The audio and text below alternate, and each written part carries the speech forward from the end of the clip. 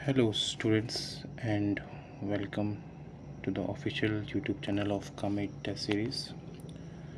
आज हम part 2 discuss करने वाले हैं UKPSC अपर PCS मॉक A003 का।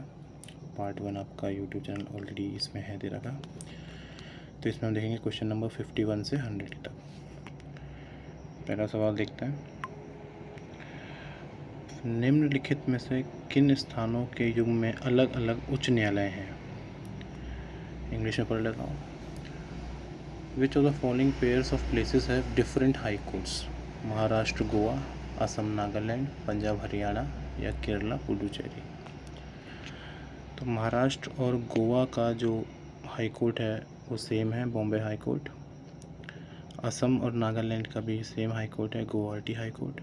पंजाब हरियाणा के हाई कोर्ट को बोलते हैं Punjab and Haryana high court. तो इसका जो गलत पेयर है वो है केरल और पुडुचेरी। केरल का हाई कोर्ट है केरल हाई कोर्ट, जो कि है लक्षद्वीप का हाई कोर्ट भी, और पुडुचेरी और तमिलनाडु का हाई कोर्ट को कहते हैं मद्रास हाई कोर्ट। तो इसका आंसर होगा ऑप्शन डी, केरल और पुडुचेरी। अगला सवाल, केंद्रीय विधानसभा के पहले भारतीय अध्यक्ष कौन थे? Who was the first speaker of the central legislative assembly? Sachchidanand Sinha, Vithalbhai Patel, जीवी मावलंकर या अनंत सायराम अयंगर। तो इसका आंसर है बी, विट्ठल भाई पटेल। अगला सवाल, the finance commission of India is, यह भारत का वित्त आयोग है, एक संवैधानिक निकाय, एक वैधानिक निकाय, एक कार्यकारी निकाय या एक अर्धन्यायिक निकाय। The finance commission of India is an constitutional body, a statutory body, an executive body और क्वासी जुडिशियल बॉडी। तो आपको पता होगा जो फाइनेंस कमीशन है वो आर्टिकल 280 में आता है ऑफ द इंडियन कॉन्स्टिट्यूशन, भारतीय संविधान के अनुच्छेद 280 में। तो क्योंकि ये भारतीय संविधान में है तो ये एक संवैधानिक निकाय है या एक कॉन्स्टिट्यूशनल बॉडी है। अगला सवाल देखते हैं। किस संवैधानिक संशोधन अधिनियम ने आंतरिक अशांति शब्द को सशस्त्र विद्रोह में बदल दिया? Which Constitutional Amendment Act replaced the term internal disturbance with armed rebellion? 42nd Constitutional Amendment Act 1976, 44वां Constitutional Amendment Act 1978, 52वां 1985 या 69वां 1991। तो इसका आंसर है 44वां कॉन्स्टिट्यूशन अमेंडमेंट एक्ट 1978। अगला सवाल देखते हैं। भारतीय संसद के प्रश्नकाल के संबंध में निम्नलिखित कथनों पर विचार करें।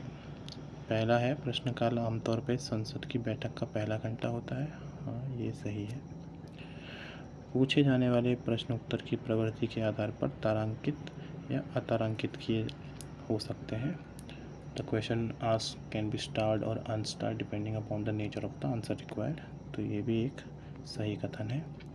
तीसरा है, विभिन्न प्रकार के प्रश्न हरे, गुलाबी आदि रंग से कोडित होते हैं। Different types of question are colour coded in green, pink etcetera. तो हाँ, ये भी सही है। निम्नलिखित में कौन से कथन सही हैं? तो तीनों सही हैं। तो उपरोक्त सभी। जो आपका अनस्टार्ड और स्टार्ड क्वेश्चन होता है, यानी कि तारांकित और अतारांकित, वो होते हैं आपके ओरल, जिसमें आंसर चाहिए होता है, उन्हें आप स्टार कर देते हैं। जिसमें आपको लिखित में आंसर चाहिए होता है उन्हें आप अनस्टार या अतारांकित करते हैं। और आपके जो स्टार्ट क्वेश्चन है वो हरे में लिखे होते हैं और अनस्टार्ट आपके सफ़ेद में, और उसी तरह गुलाबी भी और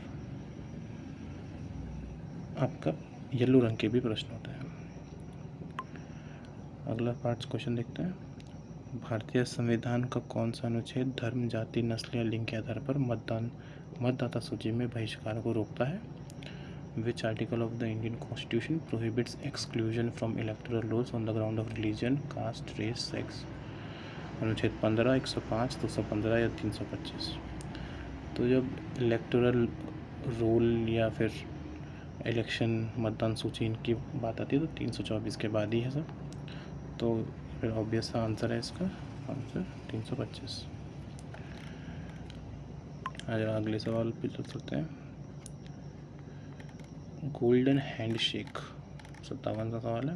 गोल्डन हैंडशेक योजना का प्राथमिक उद्देश्य क्या है? What is the primary purpose of golden handshake scheme? खराब प्रदर्शन के लिए कर्मचारियों को दंडित करना, कर्मचारियों को जल्दी सेवानिवृत्त होने के लिए प्रोत्साहित करना, कर्मचारियों को उनका नियमित कार्यकाल के दौरान अतिरिक्त लाभ प्रदान करना या किसी संगठन में नई प्रतिभाओं को आकर्षित करना। To penalise the employees for poor performance, to incentivise employees to retire early, to provide additional benefits to employees during the regular tenure, or to attract new talent to an organization। तो इसका जो answer है वह है आपका option B, कर्मचारियों को जल्दी से सेवानिवृत्त होने का प्रोत्साहन करना, to incentivise employees to retire early. अगला सवाल है, दुर्गापुर, भिलाई और राउरकेला के इस्पात संयंत्र निम्नलिखित में से किस पंचवर्षीय योजना के अंतर्गत स्थापित हुए थे? The steel plants of Durgapur, Bhilai and Raurkela were set up under which of the following 5-year plans? First 5-year plan, second 5-year plan, third 5-year plan या fourth 5-year plan? पहली पंचवर्षीय योजना में, दूसरी पंचवर्षीय योजना में, तीसरी पंचवर्षीय योजना में, चौथी पंचवर्षीय योजना में। तो इसका आंसर है ऑप्शन बी, दूसरी पंचवर्षीय योजना में। अगला सवाल है, डेयरी आर्थिक गतिविधि के निम्नलिखित में से किस क्षेत्र के अंतर्गत आती है? Dairy comes under which of the following sectors of economic activity? तृतीयक, प्राथमिक, द्वितीय या चतुर्थक? Tertiary sector, primary sector, secondary sector या क्वार्टरली सेक्टर? तो डेयरी आपका डायरेक्ट होता है, तो यह आपका प्राथमिक क्षेत्र यानी कि primary sector. What is the moderate degree of control inflation called? नियंत्रित मुद्रास्फीति के एक मध्यम डिग्री को क्या कहते हैं? रिफ्लेशन, स्टैगफ्लेशन, हाइपर इन्फ्लेशन या डिसइन्फ्लेशन? तो इसका आंसर होता है ए, रिफ्लेशन। जब एक मध्यम डिग्री में आपका इन्फ्लेशन होता है तो उसे कहते हैं रिफ्लेशन। स्टैगफ्लेशन आपका तब होता है जब आपका इन्फ्लेशन भी बहुत ज़्यादा हो और अनएम्प्लॉयमेंट भी बहुत ज़्यादा हो। हाइपर इन्फ्लेशन होता है जब बहुत ही ज़्यादा इन्फ्लेशन हो जाता है या बहुत ज़्यादा महंगाई बढ़ जाती है। और डिसफ्लेशन होता है जब आपका महंगाई का दर कम हो जाता है। अगला सवाल 61वां, इनमें से कौन सा ग्रह प्रतिगामी गति यानी पूर्व से पश्चिम में सूर्य की परिक्रमा करते हैं? Which of the following planets revolve around the sun in a retrograde motion यानी east to west? Mars and Jupiter, Mars and Uranus, Venus and Jupiter, Venus and Uranus? Option मंगल और बृहस्पति, मंगल और यूरेनस, शुक्र और बृहस्पति या शुक्र और यूरेनस? तो इसका आंसर है ऑप्शन डी, शुक्र और यूरेनस। वीनस और यूरेनस ये आपके ईस्ट टू वेस्ट मूव करते हैं यानी पूर्व से पश्चिम। बाकी जो बचे हैं वो सब पश्चिम से पूर्व। 62वां सवाल है, सूर्य की पहली विजिबल लेयर या परत कौन सी है? फोटोस्फेयर, सौर धब्बे, क्रोमोस्फेयर या कोरोना? तो जो पहली विजिबल लेयर होती है वो होती है आपकी फोटोस्फेयर। तीसरा है, अगला सवाल है 63वां, which country has the most number of time zones in the world? दुनिया में सबसे ज़्यादा टाइम जोन किस देश में है? फ्रांस, कनाडा, रूस या ऑस्ट्रेलिया? देखिए इसमें थोड़ा कन्फ्यूजन हो सकता है आपको, साइज़ के हिसाब से बच्चे रूस करते हैं, पर इसका सही आंसर है फ्रांस। फ्रांस के पास 13 टाइम जोन है। इनके बहुत अलग अलग जगह पूरे दुनिया में छोटे छोटे जगह इनके पास है, तो इनके टाइम जोन उस हिसाब से बहुत ज़्यादा हो जाता है। अगले सवाल देखते हैं 64वां, शीतकालीन संक्रांति पर किस काल्पनिक रेखा पर सूर्य की किरण लंबवत पड़ती है? यानी कि which imaginary line gets vertical sunrays at winter solstice? तो विंटर सोलिस्टाइस यानी शीतकालीन संक्रांति के दिन जो सूर्य है वो बिल्कुल ऊपर खड़ा होता है मकर रेखा के यानी कि ट्रॉपिक ऑफ कैप्रिकॉर्न। तो इसका आंसर होगा बी, मकर रेखा। 65वां सवाल है, सारोस चक्र के अनुसार पृथ्वी, सूर्य और चंद्रमा ग्रहण के पैटर्न को दोहराते हुए लगभग समान सापेक्ष स्थिति में कितने समय के बाद लौट आते हैं? According to Saros cycle, in about how much time the Earth, Sun and Moon return to almost the same relative position, repeating the pattern of eclipse? आसान शब्दों में ये पूछ रहा है कि एक इक्लिप्स जो है या एक आपकी जो ग्रहण होता है वो कितने साल बाद सेम उस जगह पे होता है? तो ऑप्शन है इसके 6 महीने, 3 साल, 12 साल या 18 साल। तो इसका आंसर है डी, 18 साल, लगभग 18 साल। जो आपकी सौर साइकिल होती है वो आपकी 18 साल 11 दिन और 8 घंटे की होती है। इतने समय के बाद ये तीनों अपनी फिर उसी पोजीशन पे वापस करते हैं। अगला सवाल देखते हैं 66। हसदेव, मांड और इब भारत की किस महाद्वीपीय नदी की सहायक नदियाँ हैं? Hasdeo, Mand and Ib are the tributaries of which peninsular river of India? Godavari, Mahanadi, Narmada और कृष्णा। आसान सवाल है, ये सब महानदी की सहायक नदियाँ हैं। अगला सवाल, भारत में पाई जाने वाली कौन सी मिट्टी आमतौर पर बॉक्साइट से समृद्ध होती है? विच soil found in India is usually rich in bauxite? तो बॉक्साइट से समृद्ध जो मिट्टी है वो होती है आपकी लेटराइट सॉइल, जो है आपकी वो बॉक्साइट से समृद्ध होती है। अगला सवाल मैच करने के लिए है। यहाँ पे आपको नदी और कुछ सहायक नदी दे रखी है और आपको मैच करके बताना है। नदी हैं गोदावरी, महानदी, कृष्णा और कावेरी, और सहायक नदी हैं हेमवती, वर्धा, मूसी और शिवनाथ। तो महानदी की तो शिवनाथ होनी चाहिए, बी का 4th होगा। गोदावरी की इसमें वर्धा होनी चाहिए, ए का 2nd। तो ए का 2nd सिर्फ एक ही ऑप्शन है, तो आप इसी से कर सकते हैं। आगे आपको कोई और रखा आता हो, जैसे कावेरी की हेमवती होती है, तो आप इससे भी निकाल सकते हैं। अगला सवाल, नंदा झील एक रामसर साइट भारत के किस राज्य में स्थित है? Nanda lake Ramsar site is located in which state of India? Maharashtra, Goa, Orissa या मेघालय? तो इसका सही जवाब है गोवा। जो आपकी नंदा लेक है वो गोवा में है। अगला सवाल है 70। किस भारतीय राज्य के रामसर स्थलों की अधिकतम संख्या है?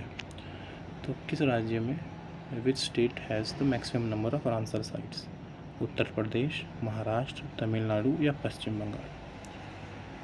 तो उत्तर प्रदेश में 10 रामसर साइट्स हैं, महाराष्ट्र में 3, बंगाल में 2 और तमिलनाडु में 20। यानी सबसे ज़्यादा पूरे भारत में तमिलनाडु में रामसर साइट्स हैं, जो हैं 20। अगला सवाल, निम्नलिखित में कौन सा ज्वालामुखी इटली में स्थित नहीं है? Which of the following volcanoes is not situated in Italy? Etna, Misti, Vesuvius या स्ट्रोम्बोली? ये चारों ही एक्टिव वोल्केनोज हैं। तो इनमें से कौन सा इटली में नहीं है? तो इटना तो इटली में है, वेसुवियस भी इटली में है, स्ट्रोम्बोली भी इटली है। मिस्टी ये इटली में नहीं है, मिस्टी या एल मिस्टी ये आपका पेरू में है। अगला सवाल देखते हैं, मायरमैकोलॉजी किसका अध्ययन है? जब myrmecology is the study of dash, कीट का, चींटियों का, क्रस्टेशियन का या एंथ्रोपॉड्स का? तो इसका आंसर है आपका बी, चींटियों का। अगला सवाल 73वां, which of the following causes more burn? निम्नलिखित में कौन सा अधिक जलन करता है या पैदा करता है? Boiling water, hot water, steam, none of this? उबलता हुआ पानी, गर्म पानी, भाप या इनमें से कोई नहीं? तो इसका आंसर है भाप। बढ़ते हैं अगले क्वेश्चन की तरफ। डिटॉल में उपस्थित एंटीसेप्टिक यौगिक कौन सा है? यानी कि what is the antiseptic compound present in Dettol? Iodine, cresol, bithionol और क्लोरोक्सिनोल? तो इसका नाम है क्लोरोक्सिनोल। अगला सवाल, फूल का कौन सा भाग प्रकाश संश्लेषण कर सकता है? यानी the part of the flower that carries out the photosynthesis is, इसका आंसर है कैलिक्स। गाजर किस विटामिन का समृद्ध स्रोत है? Carrot is a rich source of which vitamin? A, C, D और ई? तो ये भी आसान सवाल है, गाजर आपका विटामिन ए का एक अच्छा स्रोत है। अगला question, both ALU and control section have special purpose storage location called? ALU और नियंत्रण अनुभाग दोनों का एक विशेष उद्देश्य का भंडारण स्थान है, उसे क्या कहते हैं? रजिस्टर, एक्यूमुलेटर, बस या एड्रेस या पता? तो इसका आंसर है ए, रजिस्टर्स। ये दोनों रजिस्टर्स हैं। असेंबली भाषा को मशीन भाषा में अनुवाद करने वाला अनुवादक क्या कहलाता है? Translator for assembly language to machine language is called? Assembler, compiler, interpreter या लिंकर? तो इसका आंसर है ए, असेंबलर। अगला सवाल है, यूनिक्स ऑपरेटिंग सिस्टम सामान्यतः किस रूप में जाना जाता है? The Unix operating system is generally known as, पहला मल्टी यूज़र ओएस या मल्टी यूज़र ऑपरेटिंग सिस्टम, दूसरा सामान्य एप्लीकेशन या जनरल एप्लीकेशन, तीसरा सिंगल यूज़र ओएस या सिंगल यूज़र ऑपरेटिंग सिस्टम, या D single user application program? तो इसका आंसर है आपका मल्टी यूज़र ऑपरेटिंग सिस्टम। अगला सवाल है टेलनेट। टेलनेट क्या है? एक ब्राउज़र, गेटवे, प्रोटोकॉल या सर्च इंजन? तो आपको जो टेलनेट है वो होता है एक प्रोटोकॉल। अगला सवाल, इनमें से कौन सा एक वेब ब्राउज़र नहीं है? क्रोम, फायरफॉक्स, सफारी या लिंक्स या लाइनक्स? तो विच of the following is not a web browser? Chrome, Firefox, safari और लाइनक्स? तो ये भी एक आसान सवाल है, इसका सही आंसर है लाइनक्स। लाइनक्स आपका एक ऑपरेटिंग सिस्टम होता है। बाकी गूगल क्रोम और ये फायरफॉक्स और एप्पल का सफारी, ये तीनों आपके वेब ब्राउज़र्स हैं। बढ़ते हैं अगले सवालों पर। 82nd इंडिया जस्टिस रिपोर्ट 2025 में उत्तराखंड की क्या रैंक थी? तो which is the Uttarakhand rank in the India justice report 2025? 16वीं, 13वीं, 19वीं या 18वीं? तो सही आंसर है ए, 16वीं। अगला सवाल, कौन सा विश्वविद्यालय उत्तराखंड के हिंदू अध्ययन के लिए केंद्र खोल रहा है? Which university is opening centres for Hindu studies इन उत्तराखंड?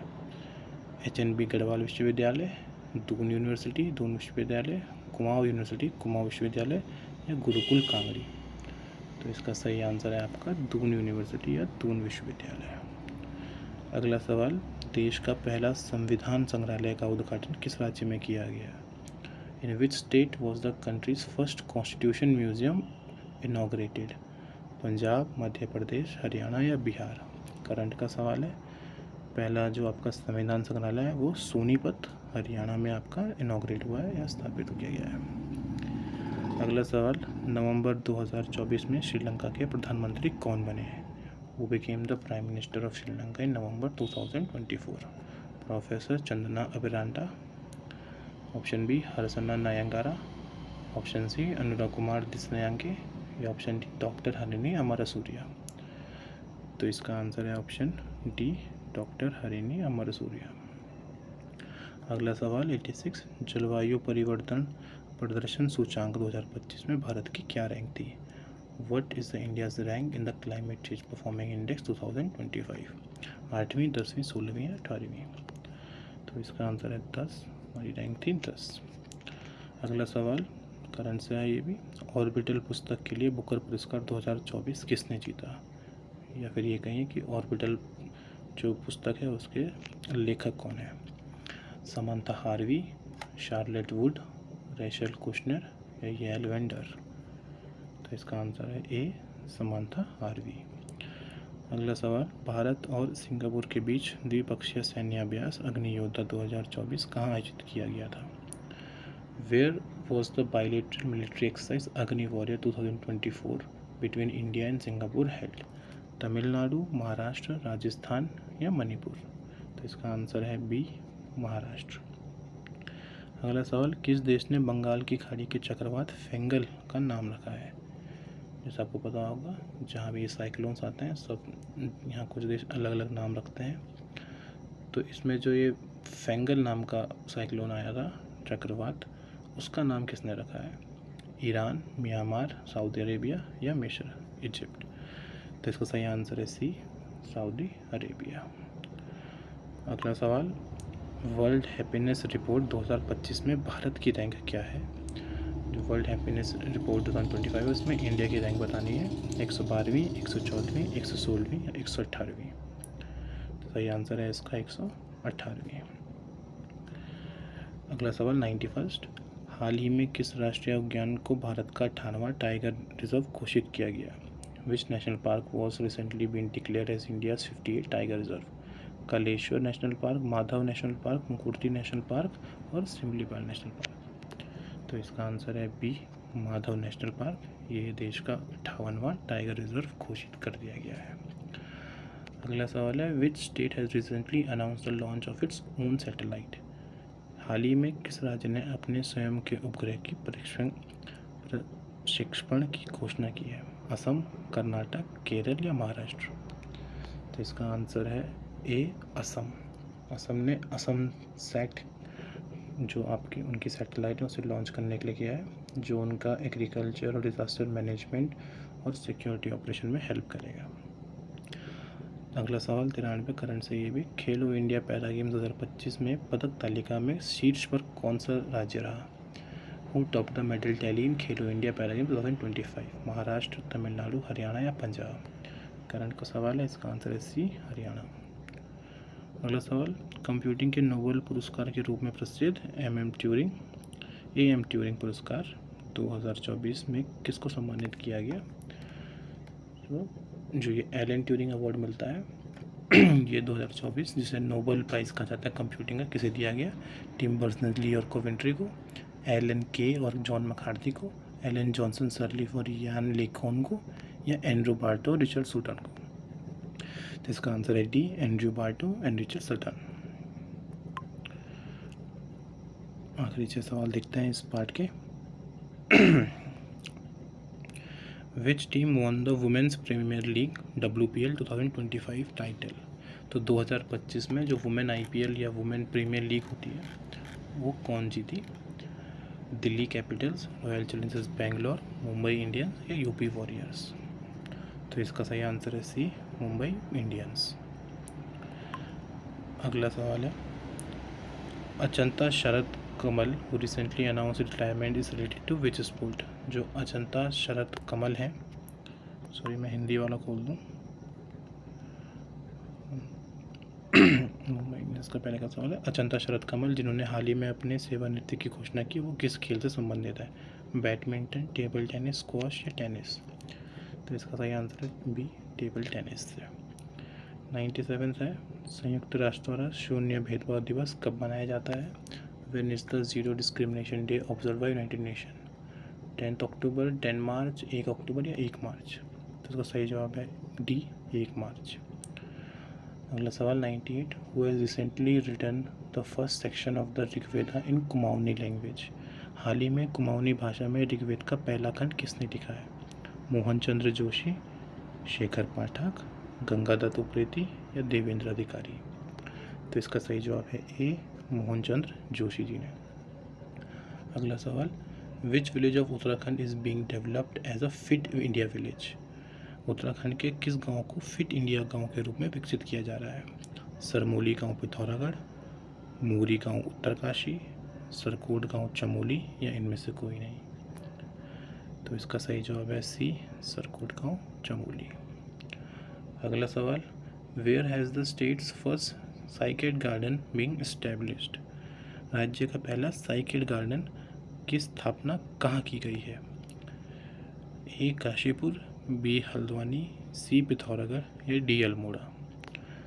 तो इसका आंसर है बी, हल्द्वानी। इस पार्ट के सारे क्वेश्चंस हो गए हैं। अब जो अगले लास्ट 101 से 150 तक जो क्वेश्चंस है वो आपको नेक्स्ट पार्ट में मिलेंगे। Thank you.